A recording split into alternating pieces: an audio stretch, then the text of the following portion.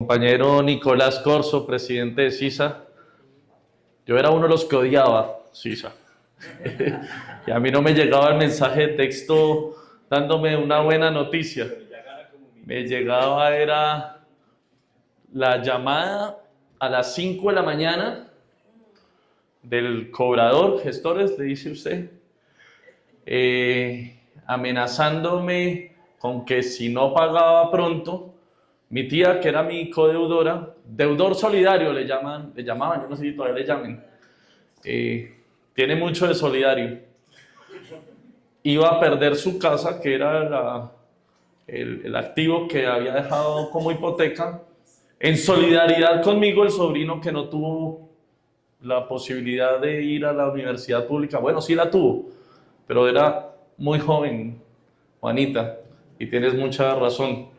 Cuando uno es tan joven, pues debería tener la libertad de pensar en lo que debe pensar la juventud, en sus sueños, en compartir con sus semejantes, en jugar fútbol, en ir a la fiesta. ¿Por qué no? ¿Por qué satanizar las condiciones propias de un joven? Y elegí mal cuando entré a la universidad pública, poco presionado socialmente, porque hay que estudiar algo para ser alguien en la vida, decían por ahí. Y entonces las carreras que le sirven a uno para ser alguien en la vida son la ingeniería, las que remuneran bien. Y un poco envilecido por esa lógica, entré a estudiar ingeniería mecánica en la Universidad Nacional y muy temprano me di cuenta que no era la carrera que yo quería y que había elegido sin haber escuchado mi corazón. Y ir a buscar mi sueño me obligó a irme a buscar el cupo en la privada y la deuda en el ICETEX, y es de las peores decisiones, de la mejor decisión, porque fui persiguiendo mi sueño y mi vocación, pero el peor camino, el único que encontré, fue el de la deuda. Y entonces esa llamada siempre fue, a veces ni quería contestar el celular, porque ya sabía quién me estaba llamando y qué amenaza venía con esa llamada. 5 de la mañana, ¿cómo uno puede tener tranquilidad el resto del día cuando comienza el día con una amenaza de esa manera?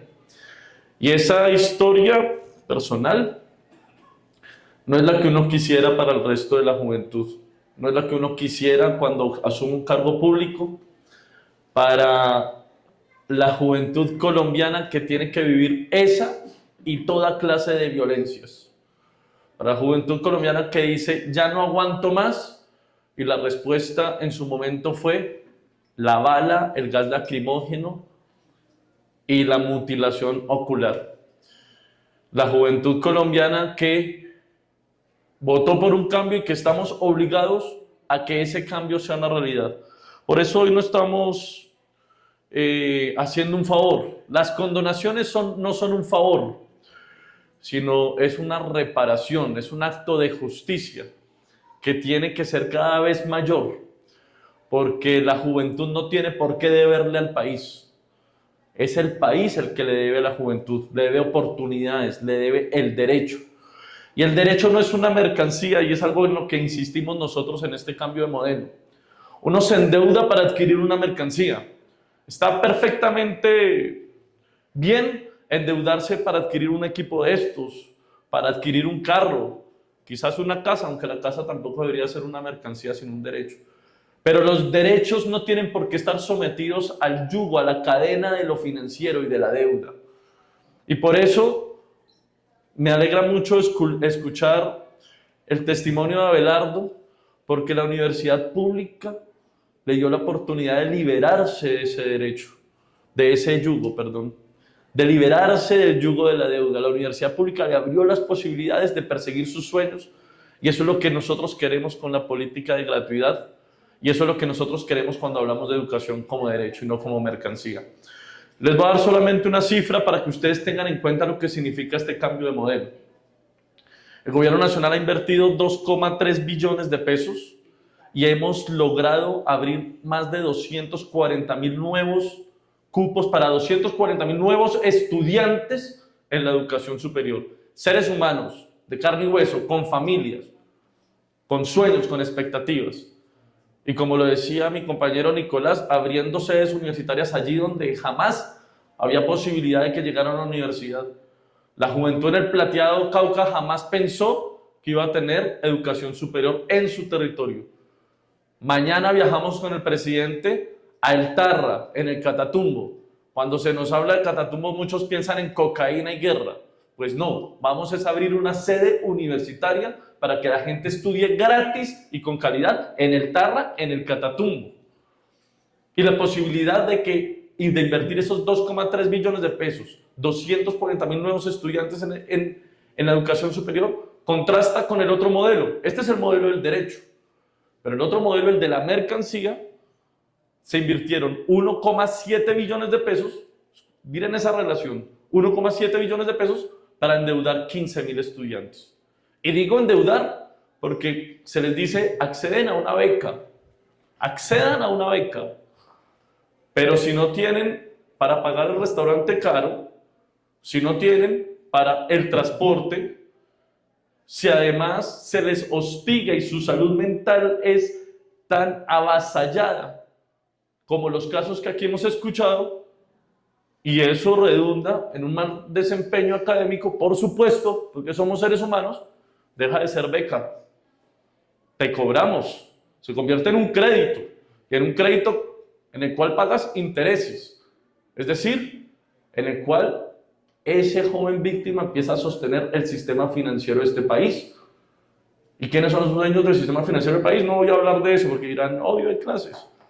Pero ¿por qué tras derecho tenemos que ser entonces apabullados en nuestra dignidad y sometidos a sostener un sistema financiero injusto? Por eso digo, esta condonación no es un favor, es un acto de justicia, es un acto de reparación. Y fíjense cómo es más eficiente el modelo del derecho, en el cual se invierten los recursos, llega a mucha más gente que el modelo de la mercancía, en el cual los recursos están transmitidos a través del sistema financiero. Por eso seguiremos insistiendo en este cambio de modelo. Así se nos venga el mundo encima. Así nos digan lo que nos digan y nos amenacen incluso con hacernos mociones de censura en el Congreso de la República. Vamos a insistir en el cambio del modelo porque ningún joven más tiene por qué sufrir el flagelo, la violencia del Estado, porque es el Estado el que le debe a la juventud oportunidades. Y necesitamos avanzar en este cambio de modelo para que ningún joven más tenga que ser obligado a ser víctima de la deuda. El que quiera hacerlo libre, que lo sea.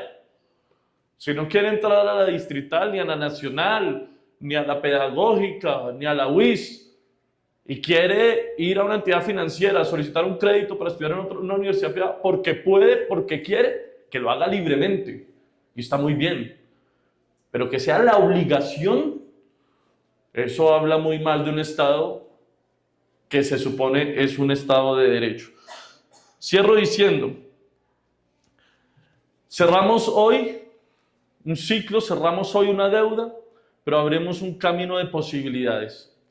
La mochilita con la que salimos a estudiar va más liviana, porque le quitamos ese peso de la deuda y abrimos espacio para que quepan más sueños, para que quepan más posibilidades, pero sobre todo para que pensemos, y en esto la educación pública tiene que hacer un esfuerzo enorme, para que pensemos que tenemos que dar pasos gigantes hacia la construcción de una democracia. Y construir una democracia a veces nos pone en una situación de confrontación por el sentido común. Es muy fácil pensar que el sentido común indica lo que el bienestar o los méritos y la buena lógica que hay detrás de la meritocracia. Meritocracia. ¿Y quién pelea contra la meritocracia? ¿Qué es la meritocracia? El poder el poder en manos de los que tienen mérito, de los mejores. Y ir avanzando sobre esa lógica del sentido común nos va dejando atrás otro valor que es el de la democracia. ¿Y qué es la democracia? El poder en manos del pueblo. La meritocracia nos lleva a pensar que tenemos que elegir a los mejores, pero los mejores resulta que se eligen bajo unas pruebas estandarizadas totalmente excluyentes. ¿Cómo puede ser mejor el joven de Cotorra o el joven de Uribia, en La Guajira, sin ni siquiera la posibilidad de tener conectividad, de tener bibliotecas de alto nivel, laboratorios de alto nivel, con cualquier joven que se eduque en Bogotá, que sí tiene esas posibilidades? Entonces la meritocracia empieza a ser excluyente y empieza a dejar atrás la democracia.